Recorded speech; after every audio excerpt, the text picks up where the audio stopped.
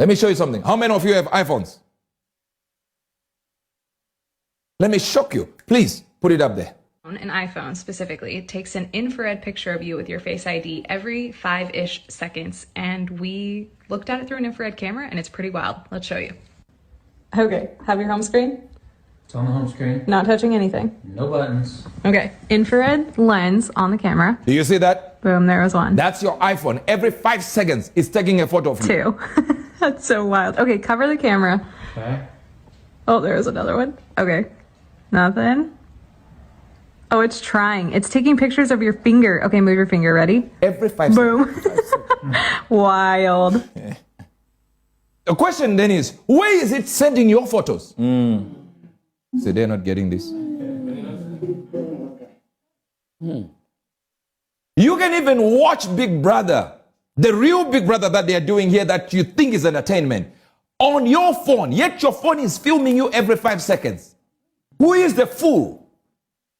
Them in Big Brother or you are in Big Brother? How on earth do they create a technology to take your photo every 5 seconds? You know, 1 hour is understandable. 5 seconds. 2 hours is okay. We might think maybe they want to sell something. 5 seconds is as if they want to know where you are exactly, how or what you're doing at that moment. 5 seconds. 5 seconds, they think you have moved.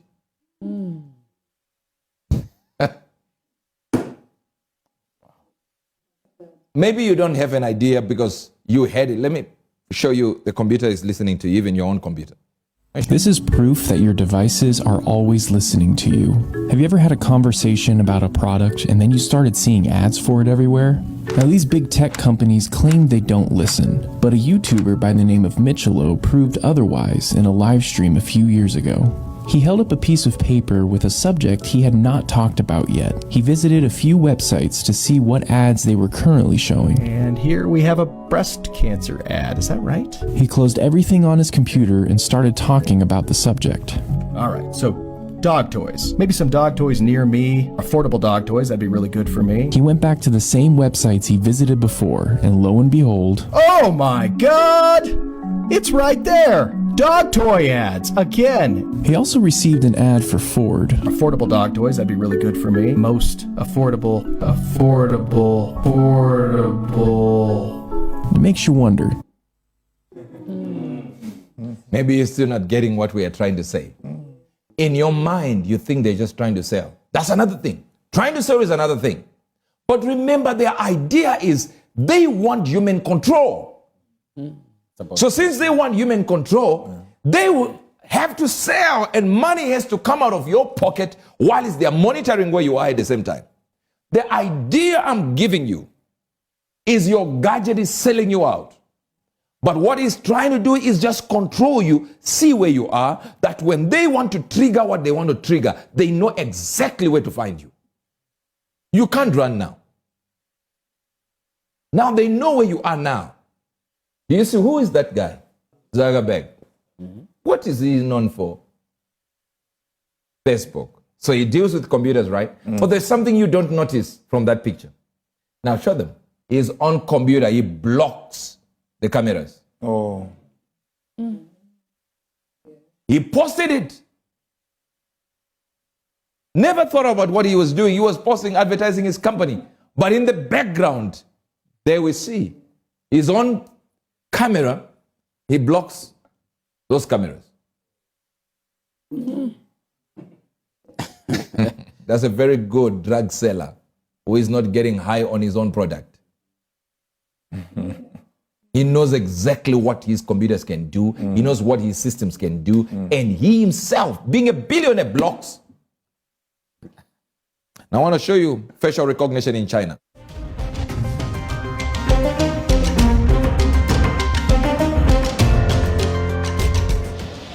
They're constantly monitored by facial recognition cameras that are able to instantly put a face to a name.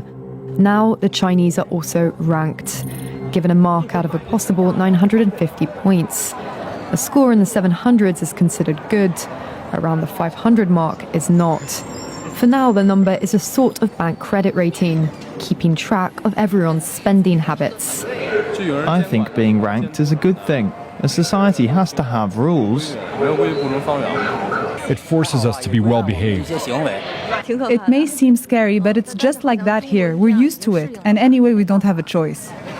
But in an effort to keep all of its subjects in line, Beijing is taking the system a step further in 2020. It's aggregating data gathered by banks, private companies, and the state to rate if someone's a good or bad citizen. By using the most data possible, the so-called big data, the system will play an important role in rebuilding a moral society.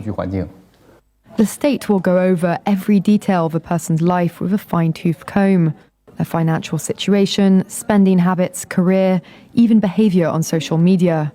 Criticizing the government online or displaying outward signs of wealth is a no-no. On the other hand, praising the party or giving blood increases your social credit. Xiao Wenwang is a model citizen. She lives in Nanjing, a testing ground for social ranking.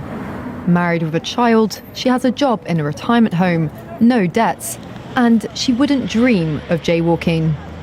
As a good citizen, I respect the rules of the road. If I didn't, I'd lose points on my social credit. In theory, everything can be taken into account in the social score, even the most innocuous errands like supermarket shopping. When Xiao Wenwang makes an electronic payment, her purchases tell the state a lot about her. Buying cigarettes would count against her. On the other hand, nappies show she's an attentive mother. Beer could indicate alcoholism. She'd be better off buying water. In this pilot city of 8 million people, there are only 18,000 model citizens. For Xiao Wenwang, there are perks to be had, such as paying half price for the bus. I get discounts for all public services, even at museums. And the library is free for me, thanks to my score.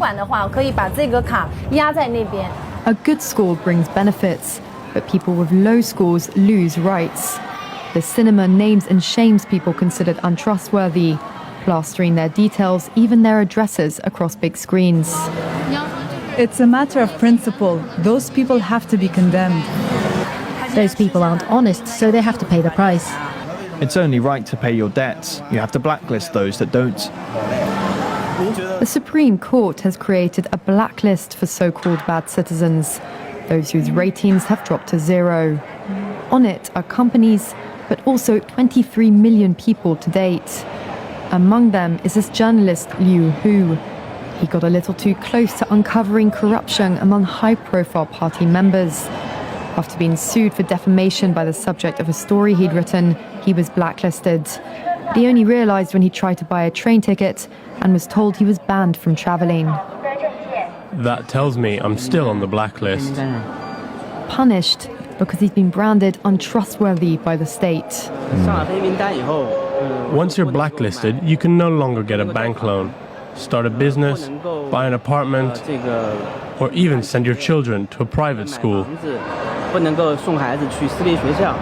Liu Hu is among a tiny minority of people who have dared to criticize the system, which some are calling a digital dictatorship. I worry, because I think many people like me will be deprived of individual freedoms, and all of us will live with restrictions of one kind or another. After our meeting, Liu Hu learned that his name had been removed from the blacklist, but he still has a long way to go if he doesn't want to languish at the bottom of the social credit hierarchy. All right. Thank you. Somebody said control there. See, but notice how they are thankful to their government for introducing this. Because nobody's telling them, this is the plan of the enemy. The Bible says it this way, that he wants to remove boundaries of nations. And you can only do that with technology. With technology, everything now is now within reach. Why are they doing this?